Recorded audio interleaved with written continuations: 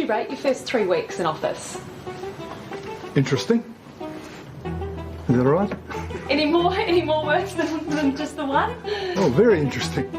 Kia ora, I'm Sharon Brett Kelly, and it's been very interesting for us as well. It's nearly 4 weeks since Wayne Brown was elected Mayor of Auckland, and he's done just a handful of interviews and press conferences. That's less than other mayors do in one day, much less. Day after day, journalists are requesting interviews with Wayne. Here's a taste of what it's like. On the hunt for Auckland's new mayor. Hello. Hi there, it's Nick Trubridge calling from News Hub. We're just trying to get hold of Wayne. We've just got a few questions to ask him about his first week. Well, he's not here. Morning Report has asked Mr Brown for an interview every day this week, but we've been turned down. New Zealand Herald senior writer Simon Wilson joins us now. Join the club, Kim. I'm sorry, I did not... So today on The Detail, I talked to a former mayoral press secretary about what it's like to manage the media and the mayor. It's a very unusual tactic to shy away from media at this time. Plus, I talked to a journalist who's got one of the only one-on-one interviews with Brown so far. Normally, political leaders are desperate for any media attention they can get, even if it backfires on them. Kia ora tātou. Thank you all for coming. This is Wayne Brown at his press conference last week. In fact, it's lovely to see you all here. Fancy that. He's introducing his deputy, Desley Simpson. I think it's you they want to take a photo of, not me. It was the first chance for most journalists to question Wayne Brown since he came to office nearly a month ago. It's just possible that some of you might have some questions. When a lot has been said about what appears to be a media strategy from you, a lot of declined interviews. What is your strategy? Oh, it'd be quite good, seeing as I don't know some of you, if you could identify which particular organisation. From Radio New Zealand. That's good. We've been issuing lots of statements every day about what we're doing and where we're going with that, and I am very busy, and so the media strategy is to inform with written stuff every day so that you know what's going on and so that everybody knows what's going on. But I just don't have the time to respond to all the requests for interviews, so we've brought you together today to do that. So will it change? The media... Your availability to the media change? Yeah, it's possible it will when my availability even exists. So we thought we'd have a go ourselves at getting that elusive interview. And, surprise, surprise... Hello? Hi, is this Wayne? Who's that? Hi, Wayne. This is Bonnie calling from RNZ's The Detail podcast. How are you? Can't talk to you. Hello? OK, that was a bit cheeky, but we did go through the official channels, got through to a voicemail. Hi, it's Matthew Hooton. Please send me a text. Don't leave a message, as I don't check them very often. Kia ora, Isabel. This is Bonnie calling from RNZ's The Detail podcast. And then we got a text back saying, well, politely, no. When we tried the Christchurch mayor, we got his messaging service. Then Bonnie had a quick chat to his press secretary, who tried to squeeze us in, but already he had 6 interviews lined up. Then we called Wellington's mayor. Hello, Tori speaking. Kia ora, Tori. This is Bonnie calling from The Detail podcast on RNZ. How are you? Good, how are you? I'm good, thanks. I'm looking to set up an interview. So that easy to reach Tori Whānau? Oh, I mean, I'm very keen. What I might do, though, is put you through my press sec. Sure.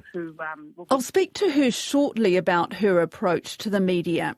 So what is it with Wayne Brown and his strategy to send out daily statements because he's too busy for interviews? And why is TVNZ's Katie Bradford one of the only journalists to get him? To be honest, I don't know. I, like every other media, had been asking daily for that meeting. I had been told that there would be one on the day that the Prime Minister met with the new mayor, and at some point in the day they agreed that the interview would go ahead. And I was very glad to have the opportunity to be able to finally show some of what the mayor said to our viewers. I was doing a story that day no matter what. I do always think it looks better for politicians to front up to a story than to not. And maybe that message got across. Had you made requests previously to interview him? Yes, daily. And, I'd covered the election campaign as much as I could. I've covered quite a lot on the port issue, so I have had dealings with Wayne Brown around the Auckland port. Almost daily since since the election, I had been asking. And what sort of response did you get? I mean, would you go directly to him or through his media manager, Matthew Hooton? Through Matthew Hooton and Ben Thomas. Katie's talking there about Matthew Hooton, who is Head of Policy and Communications in the interim mayoral office team, and Ben Thomas, who's no longer working for Wayne Brown. I had said I wanted to make sure I was on the list when he was going to talk to media. Were you given a time allocation for that interview? No, there was no limit on the time. They didn't ask me what questions I was going to ask or anything like that, as some people do. I do have to say that during the interview, Wayne Brown did say, "Okay, that's enough." And tried to end the interview there, but I kept on going and asked a few more questions, and he did happily keep answering those questions. So, at what point did he say that's enough? Probably about 5 minutes into the interview. I think he felt like maybe we were going over things he had talked about before. Well, I think you've had those. Just wanting you to say it on camera, so I have it on with your face and voice on it. They are to represent the wishes of the shareholders' representative, which the council is the shareholder, and I am the lead representative of the shareholders, and I've listened to what the ratepayers want. He's been sending daily media statements out on a separate issue every single day, which has been a very clear media strategy to highlight one issue a day, which is it's not a bad strategy. It's what we see it at a national level. They choose an area they want to target, and maybe this is where Matthew Hooton's advice is coming in.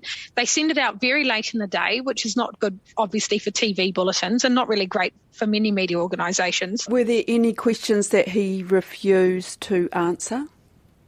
Not refused as such, but gave very short answers to a number of questions. We've heard him say multiple times now that after meeting with councillors, he feels he has a mandate from voters. He has been elected mayor and no one can argue that. I said, what happens if you can't get councillors on side? It is an evenly split council. And many of the councillors have voted for some of the projects he may disagree with. And if you can't get a consensus around the table? I will get a consensus around the table. What happens if you don't? What are you going to do? I will get a consensus around the table. And wouldn't answer further on what happens if he doesn't.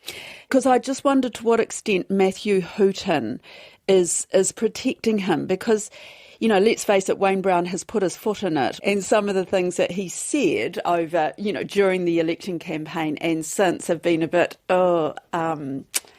unorthodox, a bit unconventional.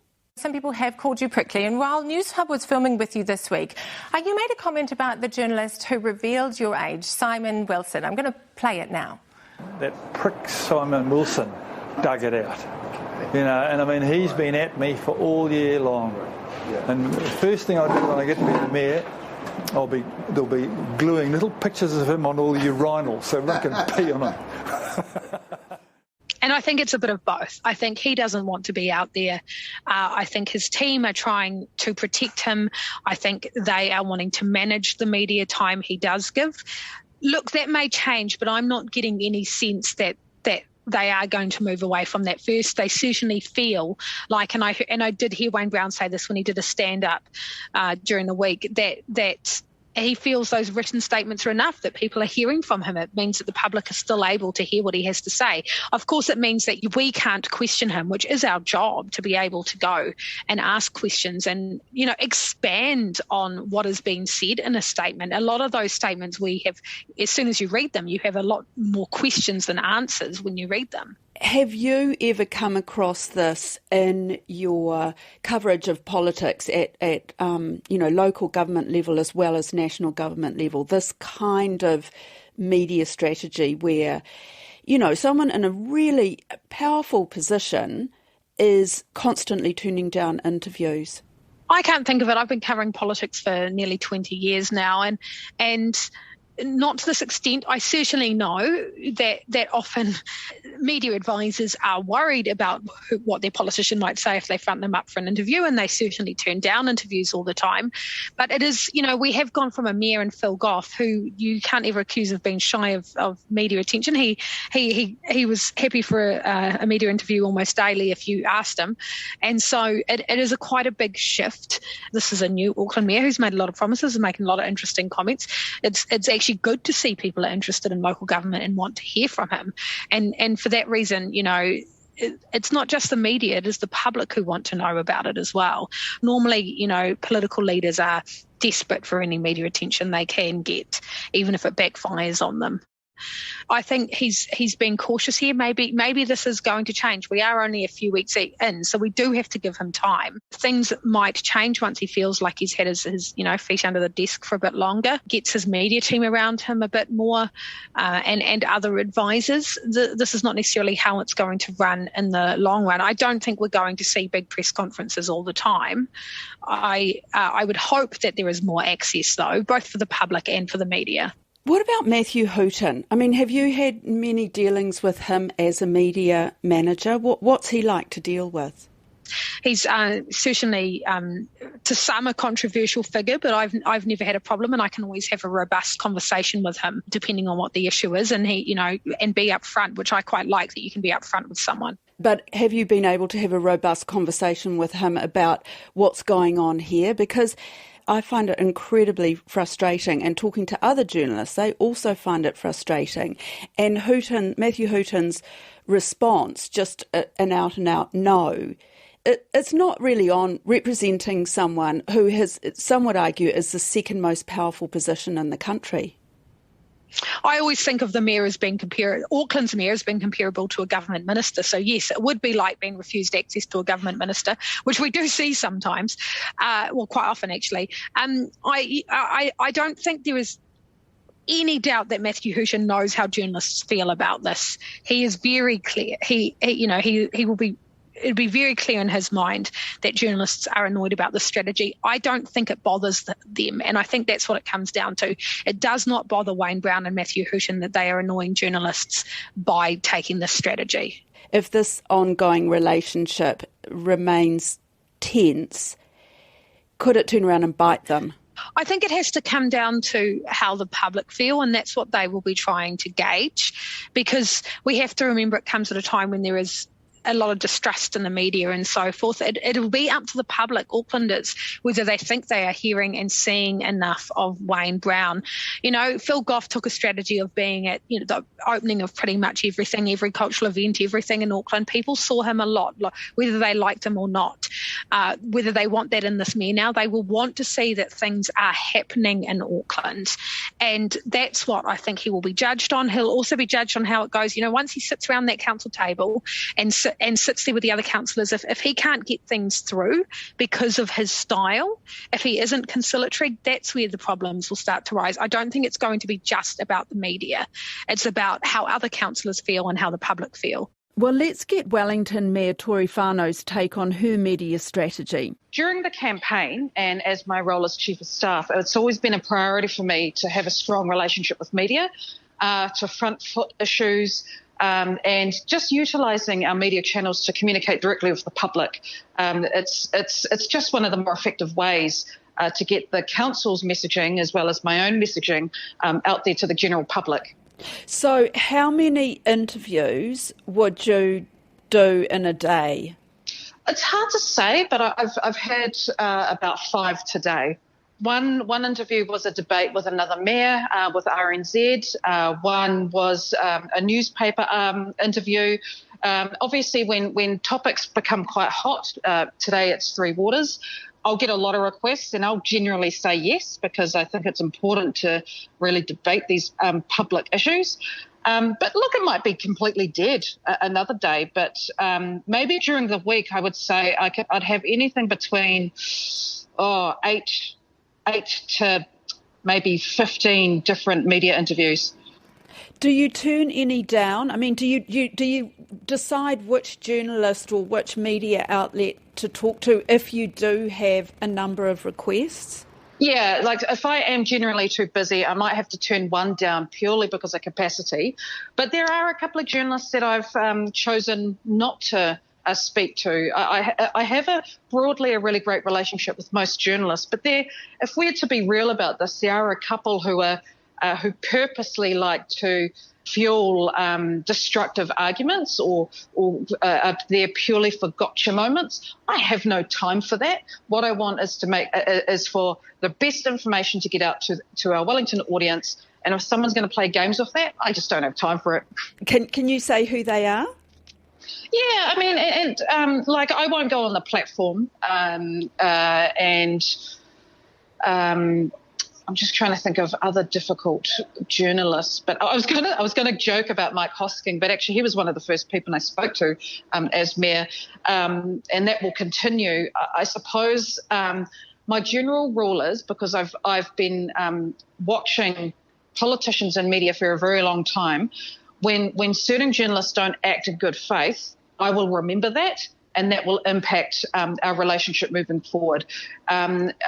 Generally, I don't like the way that the platform operates or how they approach certain issues, so I've completely deprioritised them. Will this kind of strategy continue? I mean, you sort of have a flurry, don't you, at a honeymoon period when you're first in office.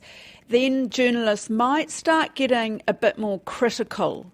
Yes, and that's I'm waiting for that, and I'm actually very prepared because, look, you know, I might make mistakes, or people won't be happy with certain council decisions. It's my role to wear all of that, and when I'm criticised, I'll own it, and it's also my opportunity to go, yeah, look, I stuffed up. I'm sorry. Here's how we're going to move forward. I'll never hide away from that, and so I am completely expecting in a couple months' time.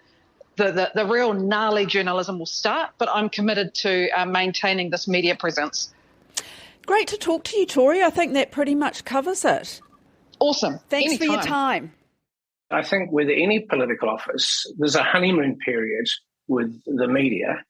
And so you almost have carte blanche, if you like. Let them know what you intend to do during the 3 years of your term. Glyn Jones was former Auckland Mayor Len Brown's chief press secretary from 2010 to 2016. It's only later in the term that the media generally come along and want, their piece of flesh. So it is a golden opportunity to let the people of Auckland know what you intend to do. And it's certainly very different this time from it has been in the past in terms of a mayor that hasn't taken that opportunity. It doesn't feel like we're in any kind of honeymoon period at the moment. Well, before media can attack a political figure, they have to understand what he's actually doing in terms of, he's had the manifesto that he's put forward during the campaign, and now it's a matter of how to roll that out. It's a very unusual tactic to shy away from media at this time. What is that process, Glyn, for deciding who you do agree to an interview with? Well, I mean, I think it's always a value judgment. You look at the size of the audience, what kind of audience you want to reach in a particular way. So you may choose to go on ethnic radio. You may choose to be interviewed by business newspapers. You may choose to, sort of mass media like breakfast television. Sometimes, you're looking into the jaws of death in some ways. I can remember during my time in that office, we agreed to be, to spend virtually an entire morning on News Talk ZB with Leighton Smith, which was actually a resounding success, but it's not necessarily the most obvious choice that you would make for a sort of a left-leaning mayor. I'm just wondering why you would have agreed to do something like that. He had a sizable audience, and they deserved to hear from the mayor. And we thought that we had some decent answers to some of the questions that he wanted to ask. and it worked out pretty well.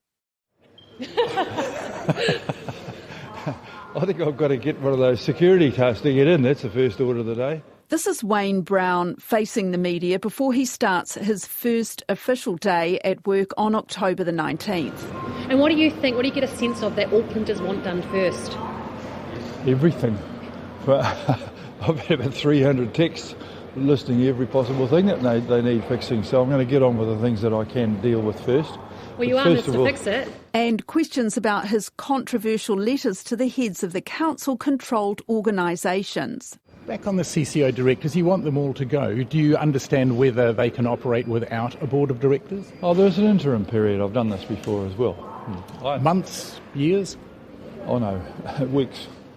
I have to say that the Mayor has had some good results, and certainly one of those has been the letters of intent that have gone out to the CCOs, and in particular the letter of intent that's been sent out to Auckland Transport.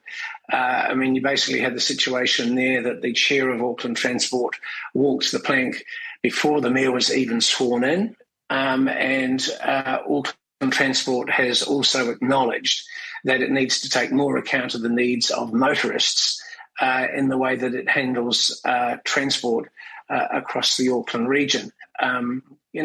This is kind of, in a way, a public notice to CCOs of what the Mayor expects. And while the Mayor is only, one of 20 councillors, and he has limited actual powers, there is a certain amount of persuasion given his office that he can bring to bear.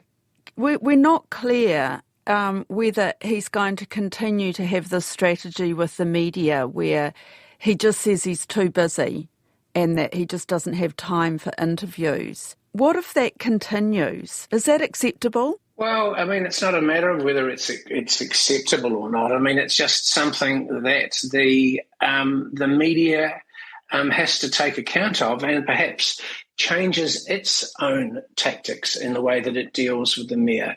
There's more than one way to skin a cat. If the Mayor is not prepared to have sort of formally set up interviews or news conferences, there's many other ways for media to, try and get comments from the Mayor. And the thing that the Mayor, any politician needs to take account of is that if you're not going to comment, then the media will get comment from somewhere else. And so not commenting has real disadvantages. That, if you're not the first person out there sort of leading the narrative, somebody else is going to take it up. So it's potentially not a position that any politician can continue with for a long time. I mean, you say there's other ways. I mean, what else can journalists do if they want to reach him? Any mayor is always attending public meetings, going to various events around the city. It's just part of being the mayor, as I said. And so anybody can put a microphone under his nose and ask him for comment in any public occasion. So, I'm not here to tell the media how to do their job, but, there are always ways and means of seeking comment from a public figure. That's it for today. I'm Sharon Brett-Kelly. The Detail is public interest journalism, funded through New Zealand On Air and produced by Newsroom for RNZ. You can get us downloaded free to your mobile device every weekday from any podcast platform. Today's episode was engineered by William Saunders and produced by Sarah Robson and Bonnie Harrison. And thanks to Katie Bradford, Tori Whānau and Glyn Jones. Ka kite.